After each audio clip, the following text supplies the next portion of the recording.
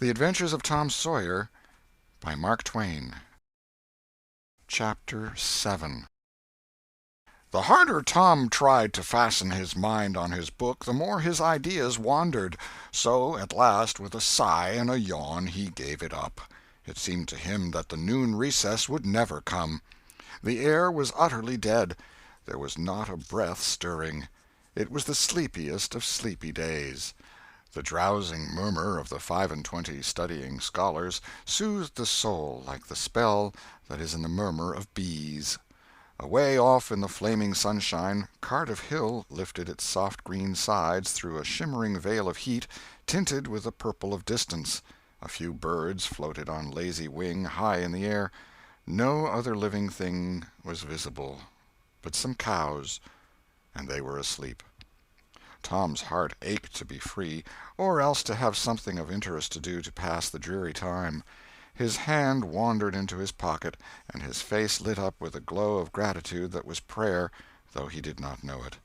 Then, furtively, the percussion cap box came out. He released the tick and put him on the long flat desk. The creature probably glowed with a gratitude that amounted to prayer, too, at this moment, but it was premature, for when he started thankfully to travel off, Tom turned him aside with a pin and made him take a new direction. Tom's bosom friend sat next him, suffering just as Tom had been, and now he was deeply and gratefully interested in this entertainment in an instant. This bosom friend was Joe Harper. The two boys were sworn friends all the week, and embattled enemies on Saturdays. Joe took a pin out of his lapel and began to assist in exercising the prisoner. The sport grew in interest momently. Soon Tom said that they were interfering with each other, and neither getting the fullest benefit of the tick. So he put Joe's slate on the desk and drew a line down the middle of it from top to bottom. "Now," said he, "as long as he is on your side, you can stir him up, and I'll let him alone. But if you let him get away and get on my side, you're to leave him alone as long as I can keep him from crossing over." "All right, go ahead. Start him up." The tick escaped from Tom presently and crossed the equator. Joe harassed him a while, and then he got away and crossed back again. This change of base occurred often. While one boy was worrying the tick with absorbing interest, the other would look on with interest as strong. The two heads bowed together over the slate, and the two souls dead to all things else. At last luck seemed to settle and abide with Joe. The tick tried this, that, and the other course, and got as excited and as anxious as the boys themselves, but time and again, just as he would have victory in his very grasp, so to speak, and Tom's fingers would be twitching to begin, Joe's pin would deftly head him off and keep possession. At last Tom could stand it no longer. The temptation was too strong, so he reached out and lent a hand with his pin. Joe was angry in a moment. Said he, "Tom, you let him alone." "I only just want to stir him up a little, Joe." "No, sir, it ain't fair. You just let him alone." "Blame it, I ain't going to stir him much." "Let him alone, I tell you." "Well, I won't." "You shall. He's on my side of the line." "Look here, Joe Harper, whose is that tick?"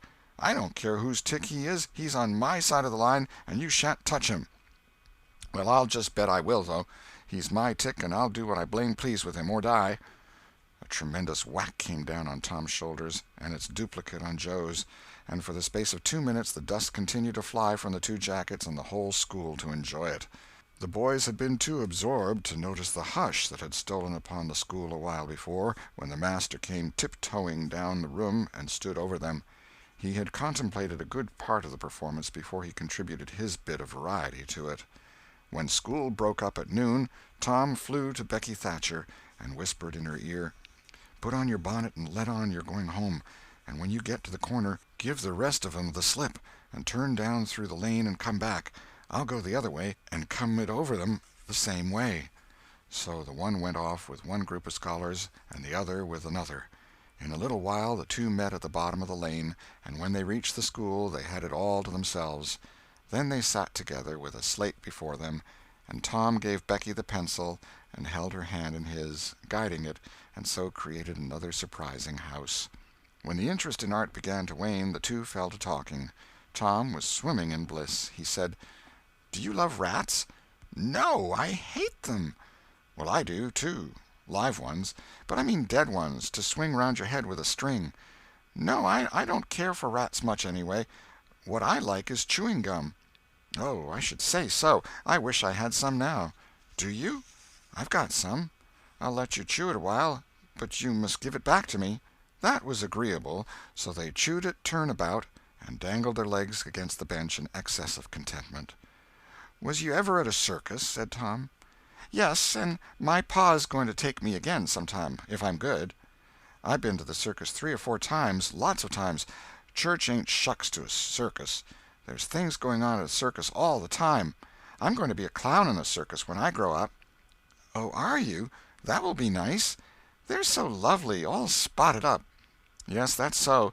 And they get slathers of money, most $1 a day, Ben Rogers says. Say, Becky, was you ever engaged?" "What's that?" "Why, engaged to be married." "No? Would you like to?" "I reckon so. I don't know. What is it like?" "Like? Why, it ain't like anything. You only just tell a boy you won't ever have anybody but him, ever, ever, ever, and then you kiss, and that's all. Anybody can do it." "Kiss? What do you kiss for?" "Why, that, is well, they always do that." "Everybody?" "Why, yes, everybody that's in love with each other. Do you remember what I wrote on the slate?" Yes." "What was it?" "I shan't tell you." "Shall I tell you?" Yes, but some other time." "No, now." "No, not now. Tomorrow." "Oh, no, now. Please, Becky, I'll whisper it. I'll whisper it ever so easy." Becky hesitating, Tom took silence for consent, and passed his arm about her waist and whispered the tale ever so softly, with his mouth close to her ear, and then he added, "Now you whisper it to me, just the same."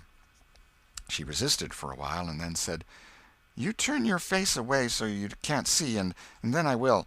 But you mustn't ever tell anybody, will you, Tom? Now you won't, will you?" "No, indeed I won't.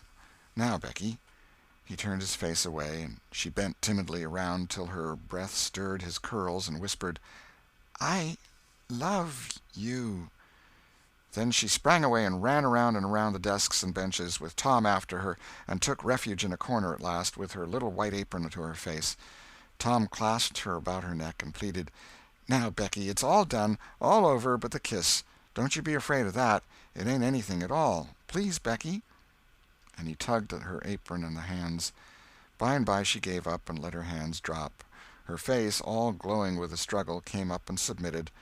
Tom kissed the red lips and said, "Now it's all done, Becky, and always after this, you ain't ever to love anybody but me, and you ain't ever to marry anybody but me, never, never, and forever. Will you?" "No, I'll never love anybody but you, Tom, and I'll never marry anybody but you, and you ain't to ever marry anybody but me either." "Certainly, of course. That's part of it. And always coming to school, or when we're going home, you're to walk with me, when there ain't anybody looking, and you choose me and I choose you at parties, because that's the way you do when you're engaged." "It's so nice. I never heard of it before." "Oh, it's ever so gay. Why, me and Amy Lawrence—" The big eyes told Tom his blunder, and he stopped confused. "Oh, Tom, then I ain't the first you've ever been engaged to?" The child began to cry, and Tom said, "Oh, don't cry, Becky. I don't care for her any more." "Yes, you do, Tom. You know you do." Tom tried to put his arm about her neck, but she pushed him away and turned her face to the wall and went on crying. Tom tried again, with soothing words in his mouth, and was repulsed again. Then his pride was up, and he strode away and went outside. He stood about, restless and uneasy, for a while, glancing at the door every now and then, hoping she would repent and come to find him. But she did not. Then he began to feel badly, and fear that he was in the wrong. It was a hard struggle with him to make new advances, now, but he nerved himself to it, and entered. She was still standing back there in the corner, sobbing, with her face to the wall. Tom's heart smote him. He went to her and stood a moment, not knowing exactly how to proceed. Then he said hesitatingly, "Becky, I don't care for anybody but you." No reply, but sobs. "Becky," pleadingly, "Becky, won't you say something?" More sobs. Tom got out his chiefest jewel, a brass knob from the top of an andiron, and passed it around her so that she could see it, and said, "Please, Becky, won't you take it?" She struck it to the floor. Then Tom marched out of the house and over the hills and far away to return to school no more that day. Presently Becky began to suspect. She ran to the door. He was not in sight. She flew around to the play-yard. He was not there. Then she called, "Tom? Come back, Tom!" She listened intently, but there was no answer. She had no companions but silence and loneliness. So she sat down to cry again and upbraid herself, and by this time the scholars began to gather again, and she had to hide her griefs and still her broken heart and take up the cross of a long, dreary, aching afternoon, with none among the strangers about her to exchange sorrows with. End of chapter 7.